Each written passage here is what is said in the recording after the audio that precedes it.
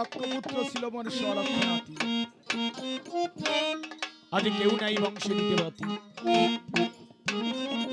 যেদিন হতে লঙ্কায় সীতাকে করেছিলাম আনায়ন, সেদিন হতেই লঙ্কায় শোকের ছায়া। আজ আমি কাকে যুদ্ধে পাঠাবো? হে নবীন আমার লঙ্কায় নাহি কোনো জন। যে পুত্রগণে যায় রণে, তারা আর ফিরে না লঙ্কা ভুবনে। রানী মন্দাদরী ডাক দিয়ে বলছে, স্বামী বলে বলি তোমার ঠাই লঙ্কার এক একে যদি সবাই তোমার বিদায় নিয়ে যায়, মা চন্ডিকা তোমায় বিদায় নিয়ে যায় না। কথা নাও, এই ঘোর বিপদ কালে একবার মাকে আহ্বান করো, মায়ের চরণ শরণ লও। মামা বলে দশানন ডাকিতে লাগিল আরামিকে, আজ মামা বলে দশানন ডাকিতে লাগিল আরামিকে। আকাশত চণ্ডী দেবী মামা বলে দশানন মামা বলে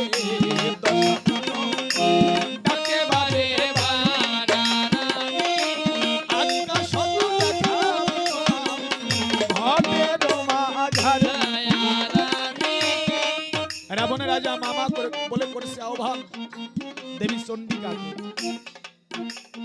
সকালবেলা প্রাতকাল চন্ডিকা ঘটে হয়ে স্থাপন হয়ে দর্শন ডাক দিয়ে বলছে, রাবণ এত সকালবেলা কেন এমনি ভাবে কান্না করছিস? করবর্ণ।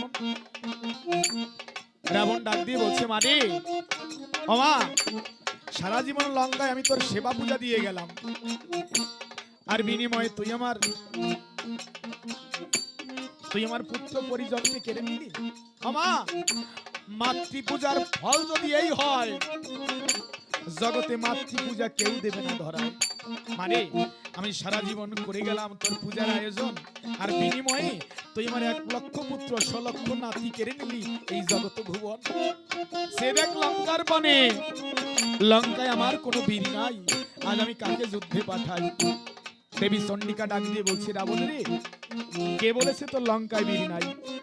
তোর লঙ্কায় এখনো বীর আছে। আমার লঙ্কায় বীর আছে কোন জন? কাকে যুদ্ধে পাঠাবো আমি এখন? কে যুদ্ধে গেলে পরে আমার মনের বাসনা হবে পূরণ?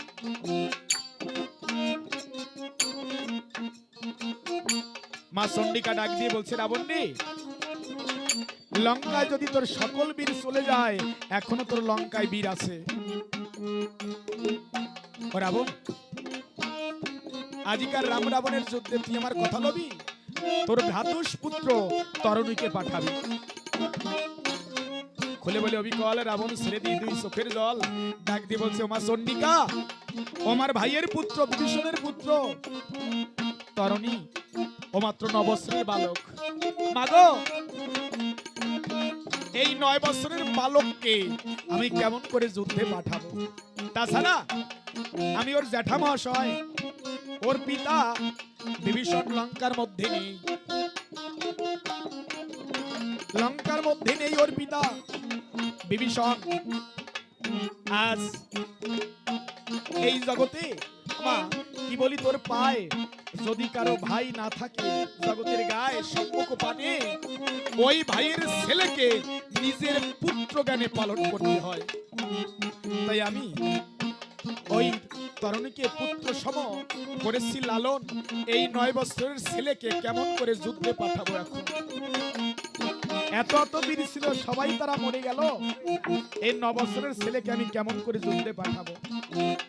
দেবী চন্ডিকা ডাক দিয়ে বলছে, রাবণ রে ও তোর তরণী নয়, ও তোর পরপারের ধরণী। রাবণ ও তরণী নয়, ও তোর পরপারের ধরণী। আজকে ওকে যুদ্ধে পাঠালে রাম তরণী তোর কিনারা এসে যাবে। কথা নেই, আজিকার যুদ্ধে তোর ভ্রাতুষ পুত্র এই তরণীকে পাঠা। ছেড়ে দিয়ে 2 চোখের জল রাবণ ডাক দিয়ে বলছে, মানে যদি তোর কথা সত্য হয়, মনে আছে ভাবো মায়া ত্যাগ করে মন প্রাণ এক করে আজ প্রাণের ভাইয়ের পুত্র তরণীকে এই যুদ্ধে পাঠাবো। রাবণ ডাক দিয়ে বলছে, জারতি কথা নাও, রাম রাবণের যুদ্ধের সময় হয়ে এলো। রাম রাবণের যুদ্ধে আজকে আমার আজ্ঞা হয়, আজিকার যুদ্ধে আমার ভাই বিভীষণ তারই পুত্র তরণীকে নিয়ে যুদ্ধে যেতে হবে। যাও, সৈন্য সাজাও, রথ সাজাও, রণবদ্ধ করো, লঙ্কার পশ্চিমী দ্বারে রাম রাবণের যুদ্ধে প্রেরণ করো। রাবণ আজ্ঞা দিল, রাম রাবণের আজিকার যুদ্ধে তরণীকে নিয়ে যুদ্ধে যেতে হবে।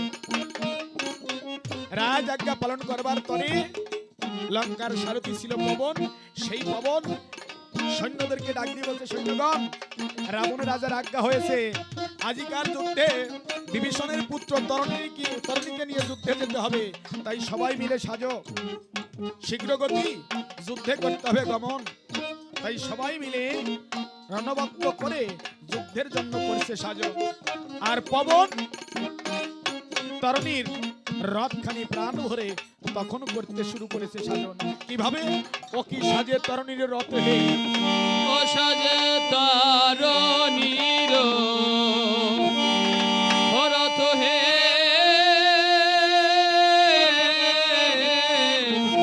দেখতে জানো জানো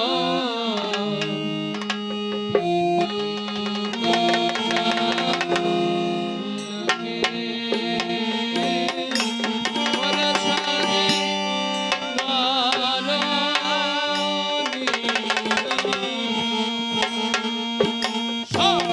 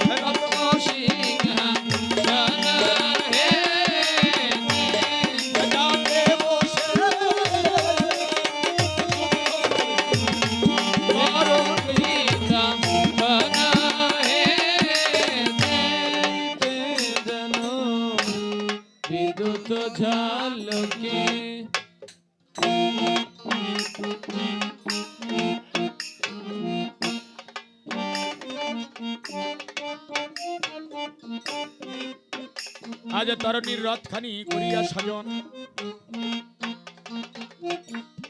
সারথি মনে মনে করছে চিন্তায়, ওই তো তরণী, ওই তো তরণী ফুলের ডালা হাতে ধেয়ে আসছে। কি বলি সভ্য সবার গায়ে, রাবণের পদাঘাতে তার ভাই বিভীষণ যখন রামচন্দ্রের চরণে শরণ লয়, যেদিন লঙ্কা হতে বিভীষণ রামচন্দ্রের চরণে শরণ নিয়েছে, সেদিন হতে বিভীষণের স্ত্রী সরমা আর তার একমাত্র পুত্র এই তরণী লঙ্কার পূর্ব দুয়ারে হর পার্বতীর পূজা করে ওই লঙ্কার পূর্ব দুয়ারে তাদের সময় যায়। তরণী প্রতিদিন সকালবেলা মাকে পূজার ভুল এনে দেয়। ওই পূজার ভুলে মা সরমা হর পার্বতীর পূজা করে। আজও সকালবেলা তরণী বাগানে গিয়েছিল ফুল তোলবার দায়, তাই ফুলের ডালা হাতে করে তরণী ধীরে ধীরে ওই মন্দিরের দিকে যাত্রা করেছিল। হেনকালে লঙ্কার সারথী পবন পিছন থেকে তরণীকে ডাক দিয়েছে, ও তরণী, তরণী।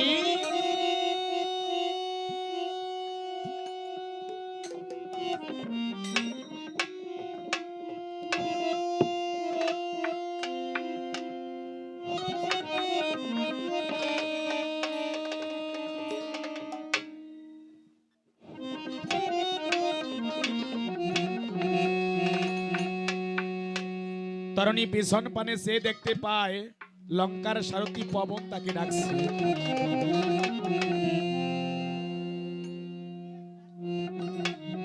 সারথী পবন যখন তরণীকে ডাক দিয়েছে পিছন থেকে, তরণী ভক্তি ভরে করজোরে প্রণাম করে বলছে, তাতশ্রী প্রণাম হইতব পায়, কৃপা করে বলো কি হেতু মনে হয় ডাকলে তুমি আমায়? ওই নাবালক ছেলের ভক্তিপূর্ণ অর্ঘ্য অর্পণ দেখে লঙ্কার সারথী পবন মনে মনে ভাবে, হায় হায়, এই যে 9 বছরের ছেলে মায়ের জন্য পূজার ভুল নিয়ে যাচ্ছে, এই সময় আমি তাকে কেমন করে বলবো? ও তরণী, রাম রাবণের যুদ্ধে রাবণের আজ্ঞা হয়েছে, আজ তোমাকে যুদ্ধে যেতে হবে। কিন্তু এই যে রাজ আজ্ঞা, আমাকে যে পালন করতেই হবে। খুলে বলে অবিকল ছেড়ে দিয়ে চোখের জল ডাক দিয়ে বলছে, তরণী তুমি তো জানো লঙ্কায় রাম রাবণের যুদ্ধ চলছে। হ্যাঁ জ্যাঠামশাই, আমি জানি লঙ্কায় রাম রাবণের যুদ্ধ চলছে। বলছে লঙ্কার রাম রাবণের যুদ্ধে রাবণের আজ্ঞা হয়েছে, আজ তোমাকে যুদ্ধে যেতে হবে রাম আর লক্ষণের সঙ্গে। খুলে বলি সবার গায়ে শোনা মাত্র তরণীর হাতে যে ফুলের ডালা ছিল, এই ফুলের ডালা মৃত্তিকায় ভরে যায়। ফুলের ডালার ফুলগুলো মাটিতে সব ঝরে পড়ে গেছে। তরণী করজোরে বলছে, জ্যাঠামশাই এই দিনটির জন্য বহুদিনই যাবত অপেক্ষা করে বসে আছি, কবে আসবে আমার ডাক, কবে আমি যাব রাম রাবণের রণে। লঙ্কার সারথী পবন ডাক দিয়ে বলে, বালক, ও বালক, তুমি যুদ্ধে যেতে চাও, তোমার ভয় করে না?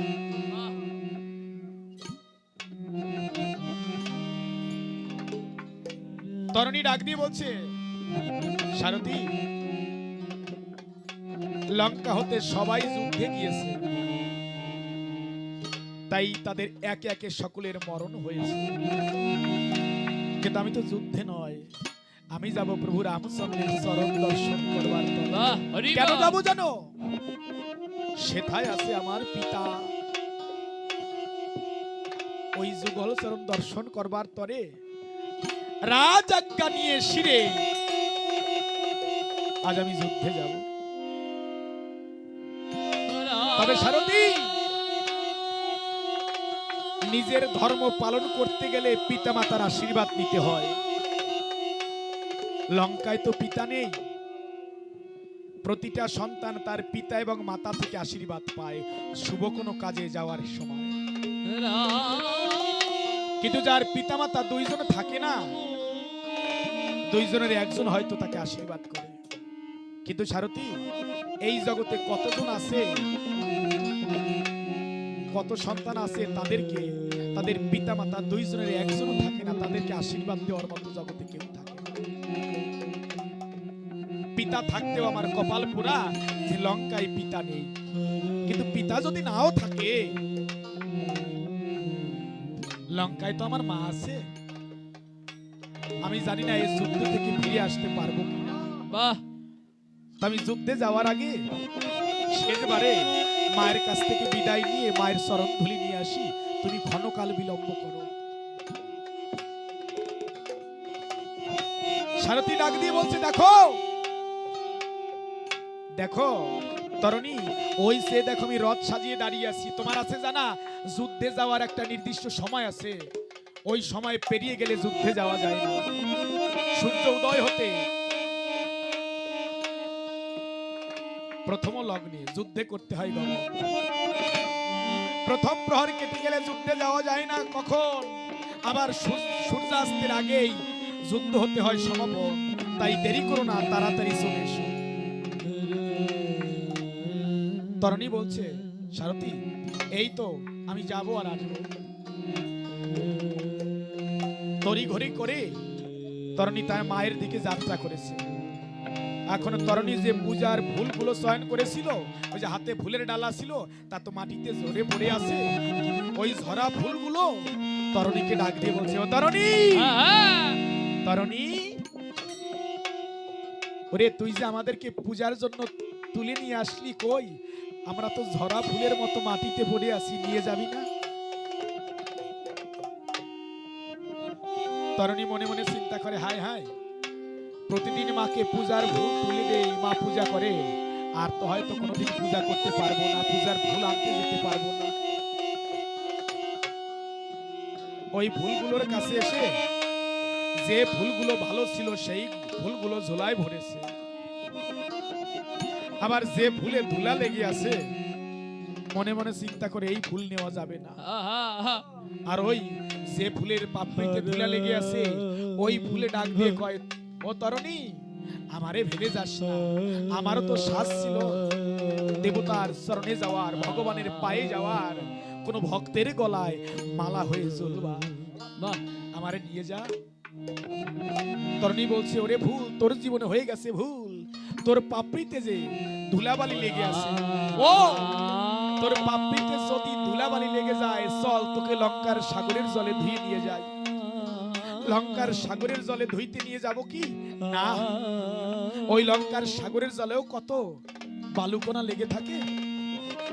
ওরে চল, আজ আমার জীবনের শেষ পূজা তো। ওরে ফুল, হয়তো রাম রাবণের যুদ্ধে গেলে হয়তো আমার হবে মরণ। সন্ধ্যাকালে শিউলি ফুল ফোটে, সকালে বেলা ঝরে পড়ে, আবার যে ফুল সকালে ফোটে সন্ধ্যাকালে ঝরে যায়। আমিও একদিন ফুটেছিলাম মানব বৃক্ষে, আমার যখন সময় হবে তখন হয়তো আমি ঝরা ফুলের মতো ঝরে যাব। ওরে ওরে ফুল, আজ আমি জন্মের মতো যুদ্ধে যাওয়ার আগে আমার চোখের জল দিয়ে তোদেরকে ধুয়ে আমি তোদেরকে নিয়ে যাব মায়ের পূজায়। ওই ফুলগুলো চয়ন করে তরণী দ্রুত গতি মায়ের মন্দিরের কাছে এসে দাঁড়িয়েছে। তরণীর হাতে ফুলের ডালা, তরণীর মা ওই চণ্ডীর মন্দিরে পূজা করতেছিল। ডাক দিয়ে বলছে, তরণী রে, এত দেরি করলি কেন রে বাবা? পূজার সময় বয়ে যায়, ফুল আনতে এত দেরি করলি কেন? কই তাড়াতাড়ি ফুলগুলো দে, মায়ের পূজার সময় বয়ে যায়। তরণী ডাক দিয়ে বলছে, মা,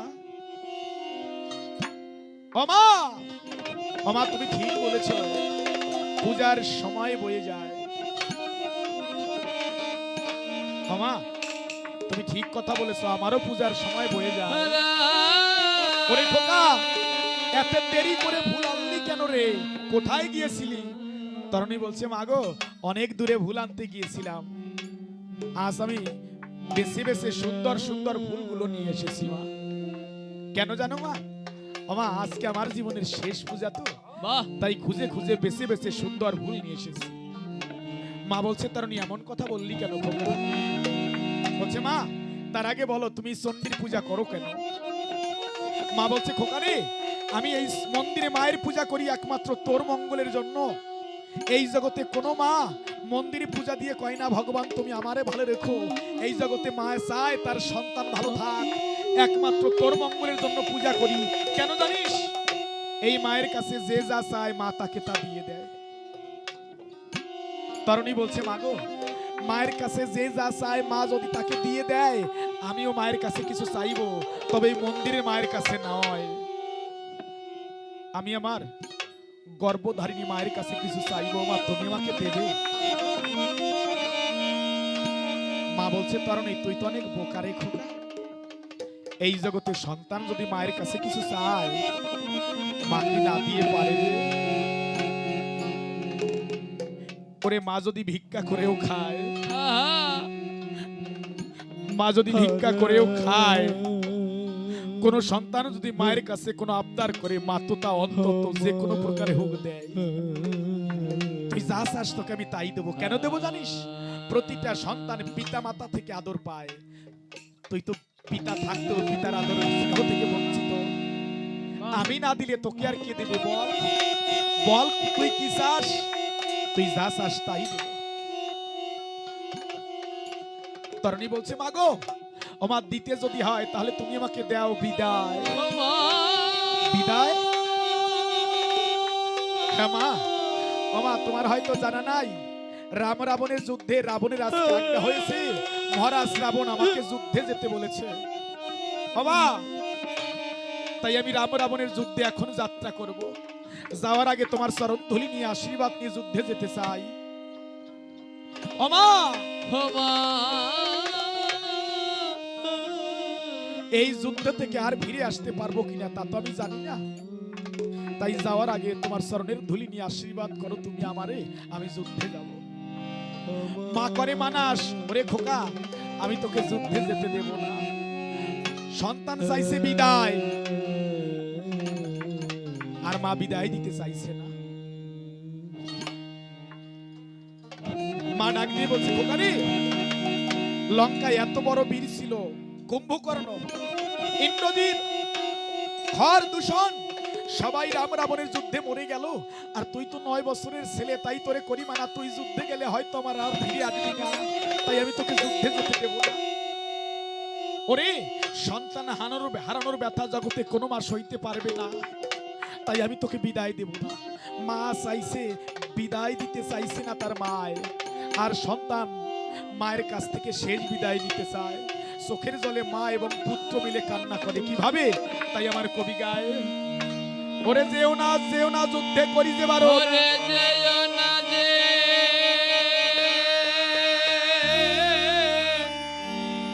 যেও না যুদ্ধে, করি যে বারণ যেও।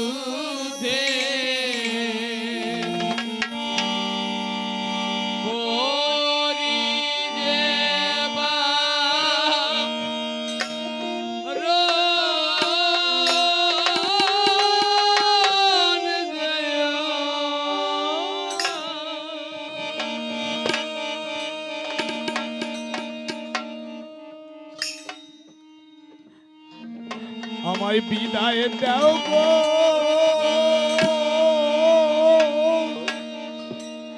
আমার বাজাননি, বিদায় দাও আমারে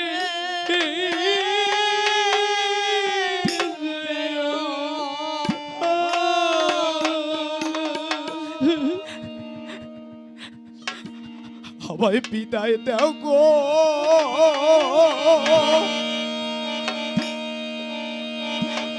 আমার বাজাননি,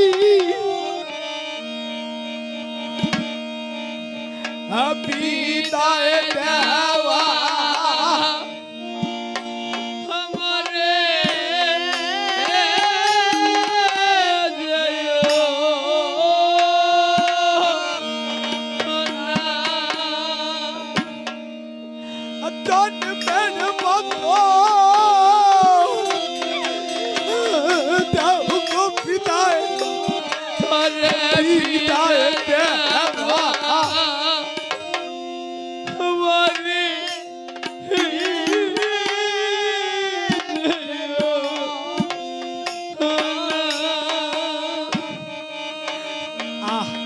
আয় আয় রে কোলে মা বাবা বলে আরে করি বলে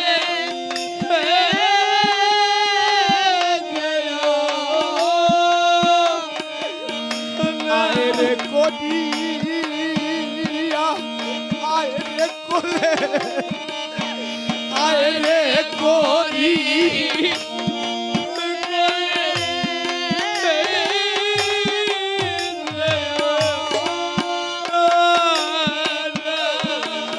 জন্মের মতো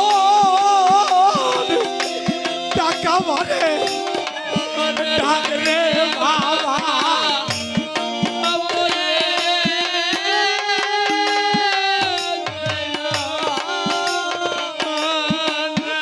ওরে সন্তান হারা পায়ের ব্যথা কে বুঝিতে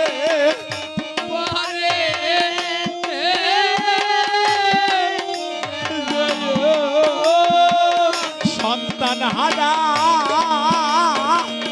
পায়ের ব্যথা কে বুঝিতে পারে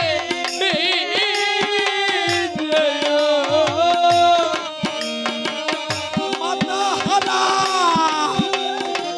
সন্তান কাঁদে ধুলা দেব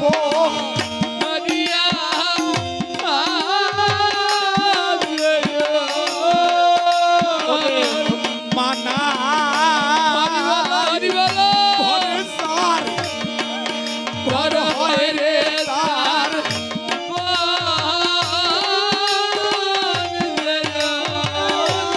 এইভাবে মানা ঘরে সার ঘর হয় রে তার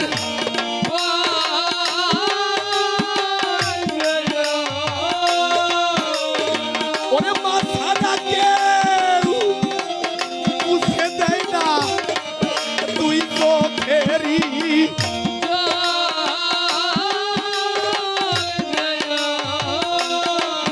মা মাতা হারা সন্তান কাঁদে ভবে এ ধুলা দেব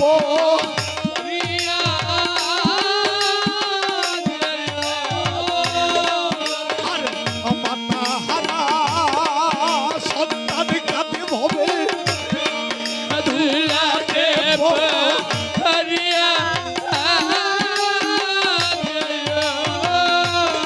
ওরে ভবে সারা হরি বল রামন একবার হরি বল তারাই শুধু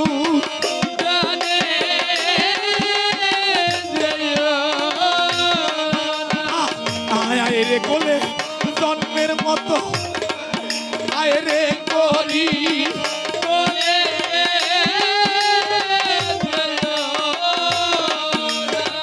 মরার আগে একবার ডাক রে ডাকরে মামা বলে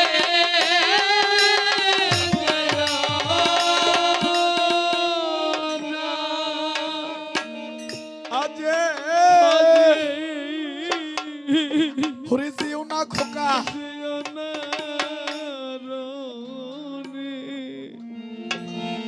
খোকা করি যে আমি গলি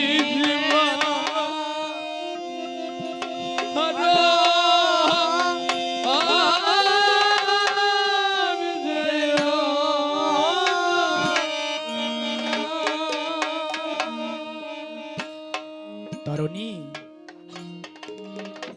তরুণী তুই কোথায় শুনেছিস কোথায় দেখেছিস এই জগতে কোনো মা জেনে শুনে তার সন্তানকে মরণের ঘরে ফেলে দিতে পারে রে বাহ হরি বল ওরে মা যদি সারাদিন না খেয়েও রয় এই জগতে মা যদি সারাদিন না খেয়েও রয় তারপরও তার সন্তানের সারাদিন পরে হাসি মাখা বদনে মা ডাক শুনতে পেলে মা তার সকল ব্যথা ভুলে যায়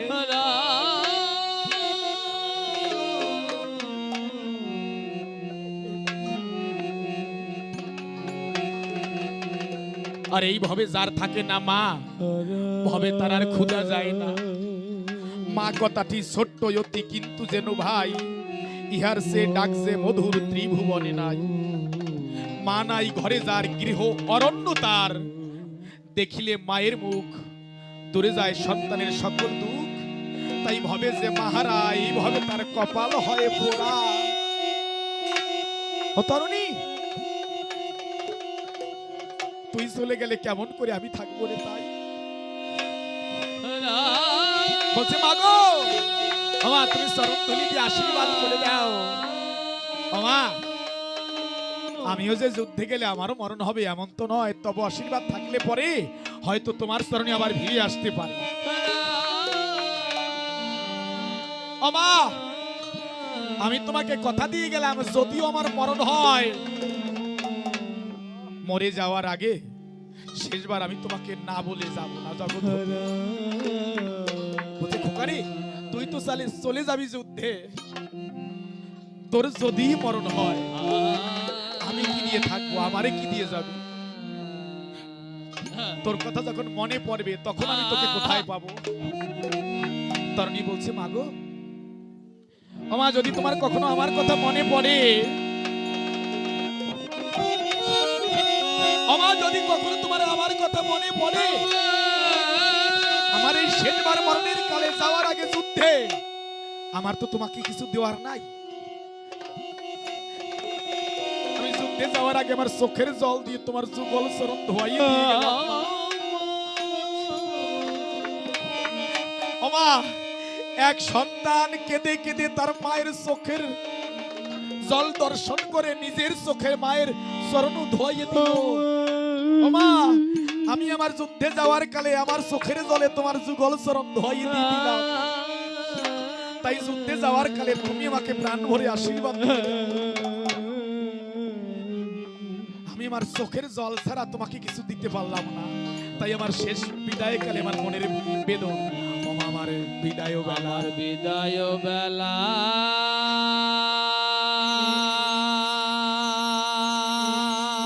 আমি রেখে যাই মাগো, আমি রেখে যাই মাগো। ও মা আমার ব্যথা ভরা, আমার ব্যথা ভরা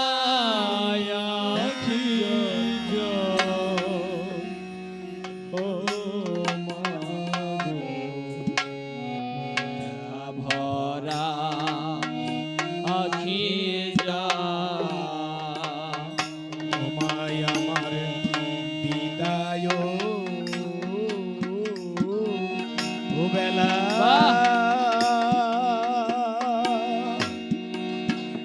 আমি রেখে যাই মা মাগো, আমার ব্যথা ভরা আখি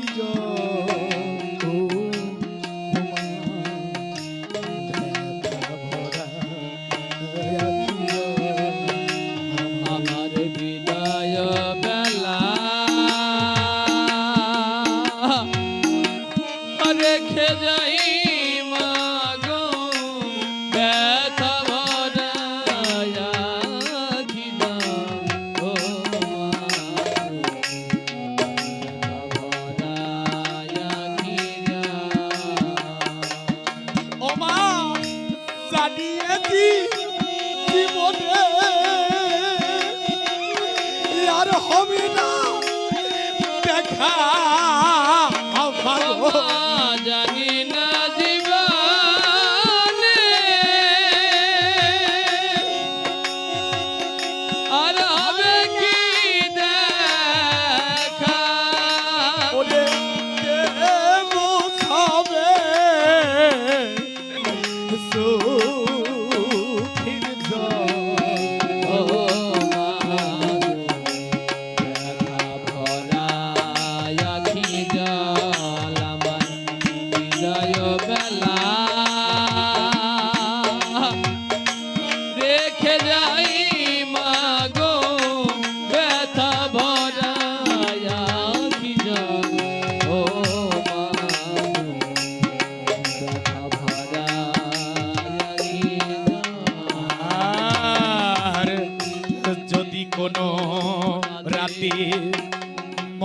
পরে মাগো তুমি ভেবে নিও তারা হইয়া আছি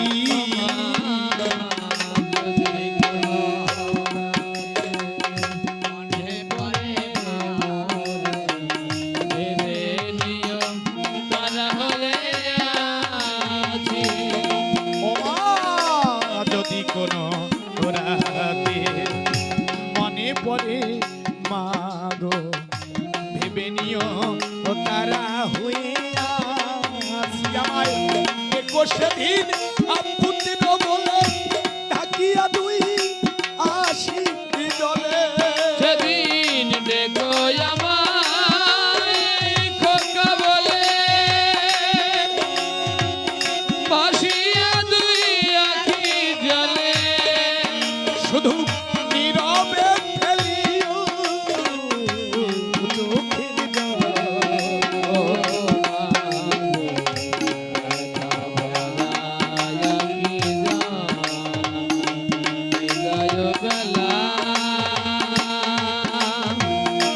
দেখে যাই মাগো ব্যথা ভরা কি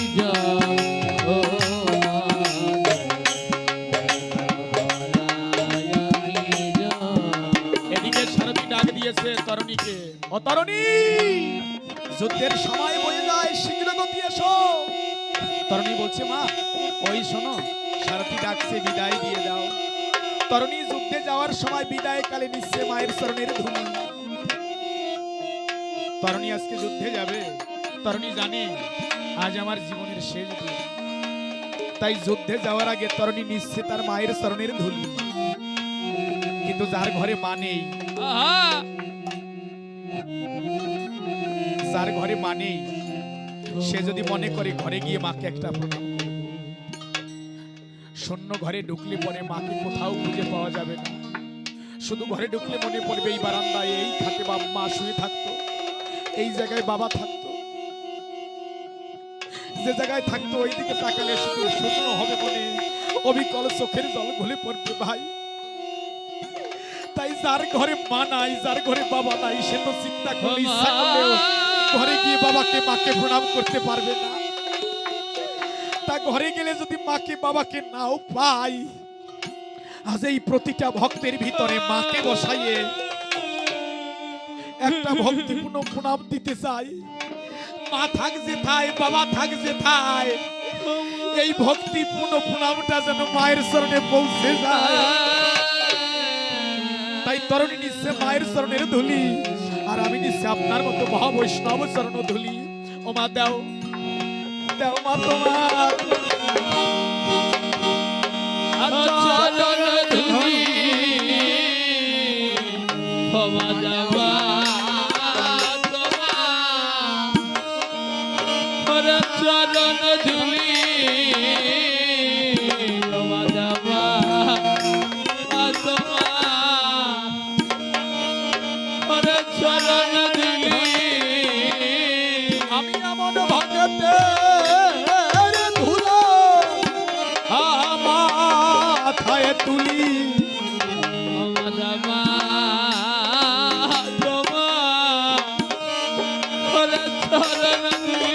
আমি এমন দিনার পাই কি না পাই, হরি বল হরি বল হরি বল, এই সাধুর ধুলা পায়ে রেখে যাই, আমায় চরণ ধুলি দাও না সবাই।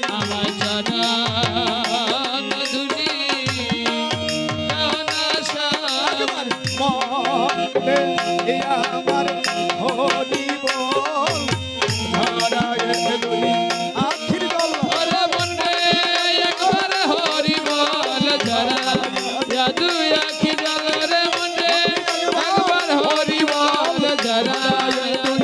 আখির জল হরি